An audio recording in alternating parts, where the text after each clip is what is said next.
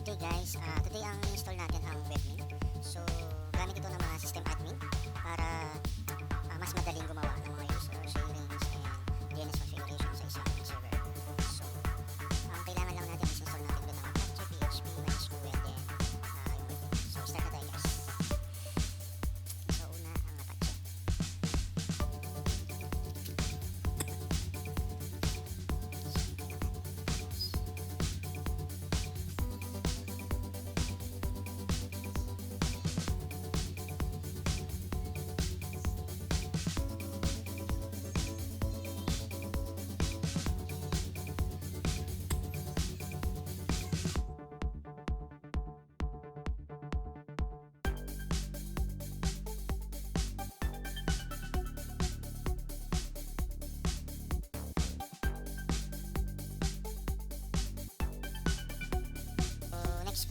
Next ang MySQL server.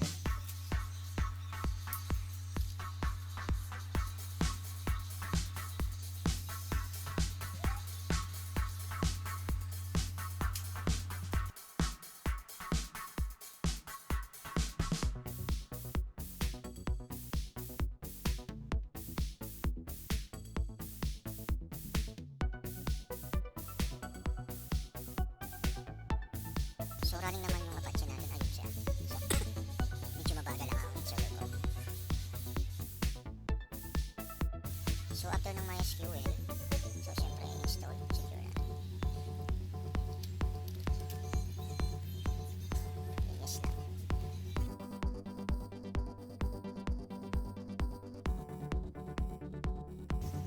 So pilihan ko yung kung anong gusto nyo ulit ng password and securities. Usually pinipili dapat usually strong para mas secure ang yung database. So ako is test lang to, so nasa low lang tayo.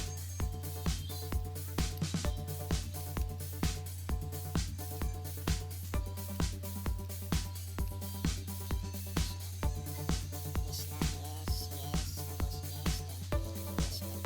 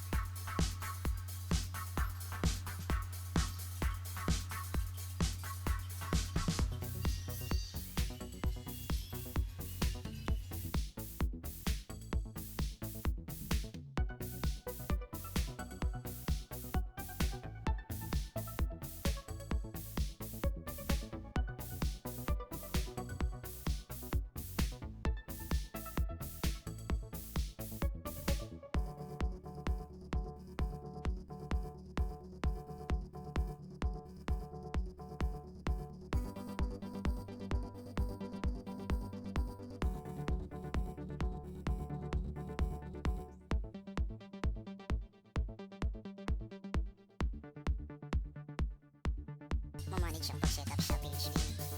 PHP settings mo, PHP ini, PHP CLI, .ini. So, dyan mo lang mamanage na. So, lahat ng directory. Anong path mo lalagyan? So, nasa switch natin. So, sila ba? So, system server status na. So, MySQL. So, pwede ka lang. Pwede mong i-adjust dito lahat. Bandwidth monitor ng server.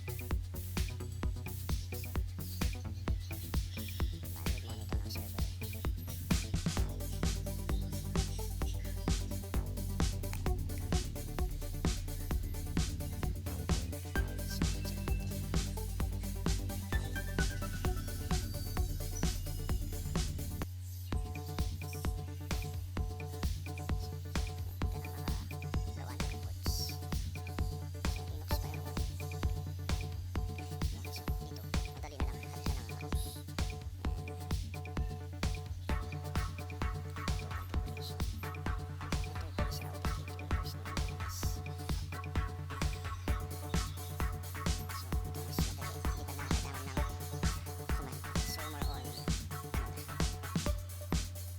Guys, okay guys, thank you for following my channel. So, ito